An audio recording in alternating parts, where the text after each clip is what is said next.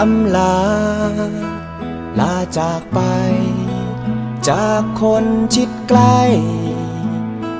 ลาแม่ใจอาวรณ์บัดนี้ถึงเวลาต้องจากไปมิมากมายใครผูกพันในใจไว้วันคงถึงวันต้องไปจะเหลือแต่เพียงอดีตไว้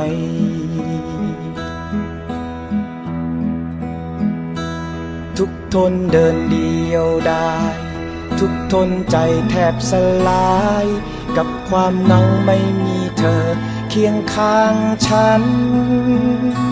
เป็นเพราะฉันรักเธอห่วงเสมอไม่เสื่อมคลายไม่มีวันลบเลือนขอวิงวอนใครสักคน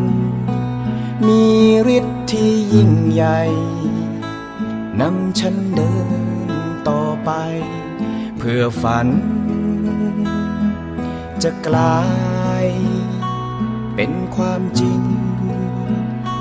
เพราะยังมีความห่วงใยภาระทุกสิ่งที่ตั้งใจมานานจะขอ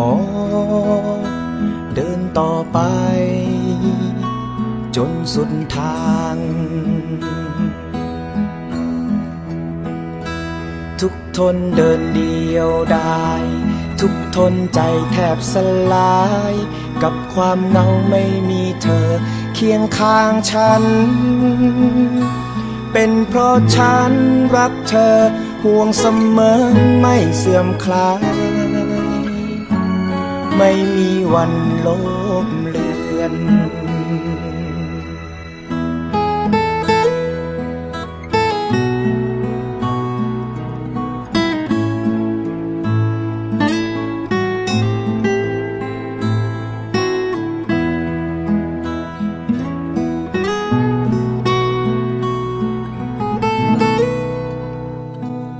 ขอวิงวอนใครสักคนมีฤทธิ์ที่ยิ่งใหญ่นำฉันเดินต่อไปเพื่อฝันจะกลายเป็นความจริงเพราะยังมีความห่วงใยภาระทุกสิ่งที่ตั้งใจมานานจะขอเดินต่อไป